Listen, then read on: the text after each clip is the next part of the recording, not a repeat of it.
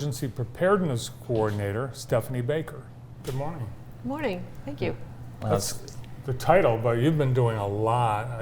During the pandemic, you were providing us with a lot of information and making sure that our community stays safe, and now we're going to get prepared to be even safer.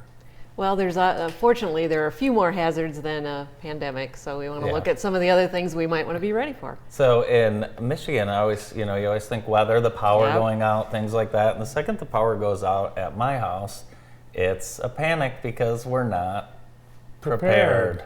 How do we prepare? Well, certainly with power outages, you're often thinking about making sure, it depends if you live in town and you still have water. Yeah. That makes a big difference when you can turn the tap on and there's still the water. But obviously the water, having some amount of food, don't want to open and close your refrigerator a lot to keep things cold, let those kind of sit. So having some thought through some of those things, and then once it starts to get dark, it's all about the flashlights and some of those other resources you might need. It's actually National Preparedness Month. Yeah, September has been National Preparedness Month, and with the change in the season, it seems like a good time to just sort of look at what might you need to be prepared for, what do you want to pull together to have in your kit. I have some friends that have go bags, right? Yeah. I have a go bag for sports, and my daughter, I have everything you need in that. I think I need a go bag for emergencies for the house. You think something like that would be, put everything in some part of the house that you know you can get to it? I think that's a good idea. You know, we don't have those large events like hurricanes, earthquakes that require evacuation, but in the time I've been around Jackson, the two events that have required people to evacuate have been hazardous chemical related. Okay. The pipeline breakup in Blackman, and then there was a chlorine release in Summit. Okay. So if you're asked to leave your home, there may be things you want to take with you just to be comfortable while you're waiting to be able to return. That's a good point. We have trains coming through I-94. You could have that just like that. Yeah, I think we talked about this during the pandemic when the hospital was so crowded. If we did have another emergency, major emergency at the time, it would be kind of catastrophic here. Yeah, there were people in the halls in the ER yesterday. Yeah. Yeah. And the hospital has plans to be able to set up at a different location if need be. And for example, like with the pandemic, when you have a contagious disease, you may want those people to go somewhere else instead of coming through the emergency room with the broken legs and the heart attacks and exposing those people too. So we work through those kind of plans as well. So we've got the go bag. That's part of the plan, but overall plan, there's each household or family or company, they should make a plan? Well, and it's going to be a little different, and that's where sort of my first thought is think through what are the hazards for you. And depending on where you live, if you are close to some of those places that have chemicals, if you're next to 94 or a railroad track or a factory, you may have to do something different than people that don't experience that. But one of the things I think to include in there is to think about some of your personal documents and having pictures.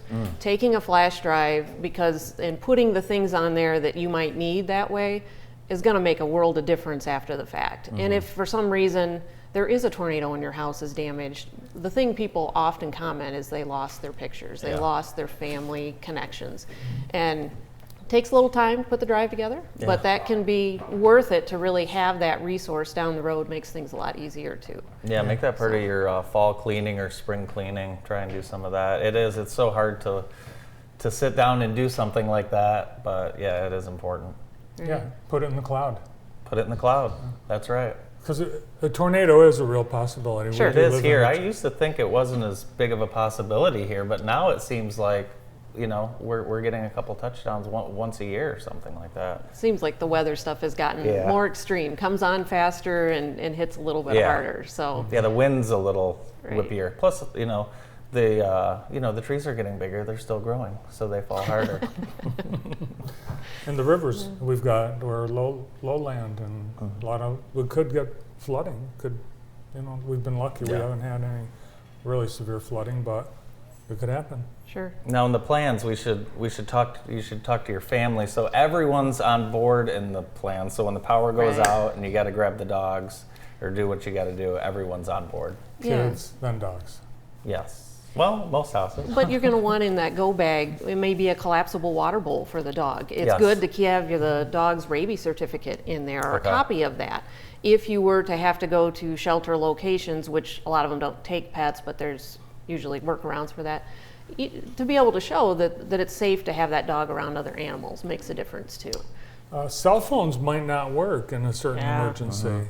Yeah, even large planned events. The Super Bowl comes to town, and there'll be times that you can't make a phone call. Usually a text message will go through easier than a phone, and sometimes you can make out of area calls. So one suggestion we've had is if, for example, there is a large event in the community, maybe you have everybody call Aunt Sally in Kentucky, because you may be able to make that call where you might not be able to call your 8 relatives within Jackson. But sometimes those outside calls will work easier.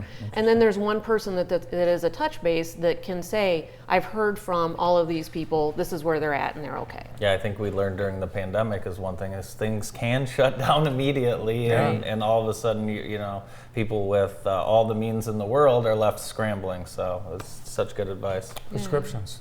Prescriptions. I think about that 'cause That's I'm a great older. question. Yeah. Yeah. Yeah, and it's sometimes hard to stock up on that. Yeah. But if the power goes out, the pharmacy's probably going to be down. They can't get into their electronic records. The gas station isn't going to work. The ATMs aren't going to work. So somehow, at the very least, making sure you're not on the last 3 days of your prescription. You know, try to refill when you can to have that. And that's one thing to think about too, is everybody's going to have different needs that they may have. And if they have maybe a caregiver that works with them and helps keep them independent, make sure that person knows what the plans are and work through that together. So Blizzards. Blizzards are here. That's something else that we have had and we could again. and that'll be, I think everybody this time around will think, well, it was kind of like the pandemic. I just had to stay home Yeah. and wait for the roads to get cleared and that type of thing. So But you can find yourself in a snowdrift in a car. So what should people have in their cars? well, I guess it depends whether you're going to try to dig yourself out or whether you're just going to call for help. But even if you call for help, sometimes it can be a while. Yeah. And so that's where sometimes having that food and water. And I saw a suggestion a while ago that I thought was really good, that if because a lot of times, especially in the cold, your phone battery will die faster. Mm-hmm. So if you're going to leave and try to walk someplace or something like that, change the voicemail message on your phone so that it tells people what you're doing. So Oh, that's great advice. they're going to send a text message. We all text first, but after a while, eventually, I'm going to make a phone call. Yeah. And it would let people know, or if maybe you have kids that are in different places and something's happened, we're going to meet here. You can use that as a way, if people would then call your phone, to at least know maybe what to do or where you're at. Do you have any food in your car in the event of an emergency? Other than the random French fries on the floor? No. Yeah, I do. I have. I do. But they're kids snacks. Oh. So, yeah, I have a kids Cliff Bar and an applesauce in there, ready to go. Do you have anything? I have a few things, yeah.